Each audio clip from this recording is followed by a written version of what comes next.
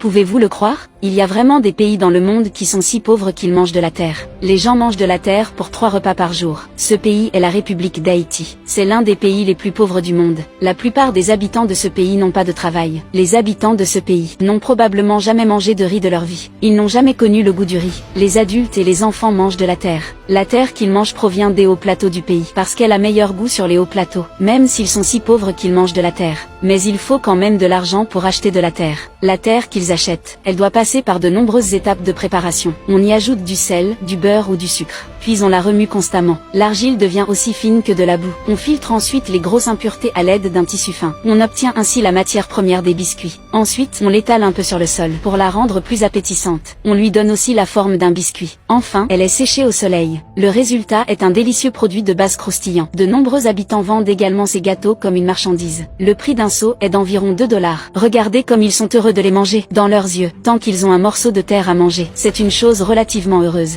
Mais en fait, manger cela ne les rassasie pas vraiment. Ce n'est pas non plus très nutritif. Ce n'est pas bon pour leur santé s'ils en mangent trop. Alors pourquoi continuent-ils à en manger? Parce que lorsqu'ils le mangent, la terre n'est pas digérée. Au lieu de cela, elle reste collée à l'estomac. Cela crée une illusion de satiété. C'est pourquoi nous voyons ces enfants. Ils sont tous très maigres. Mais il n'y a rien à faire. C'est leur vie. Survivre ici, c'est toute la force qu'ils peuvent rassembler. Et nous vivons dans un pays si merveilleux. Comment pouvons-nous ne pas être à la hauteur de la chance que Dieu nous a donnée? Chaque fois que vous avez envie de baisser les bras, pourquoi ne pas regarder cette vidéo? Les gens qui ont eu une vie si difficile continuent à sourire et à vivre. Par rapport à toutes les mauvaises choses auxquelles nous devons faire face, qu'est-ce que ça vaut?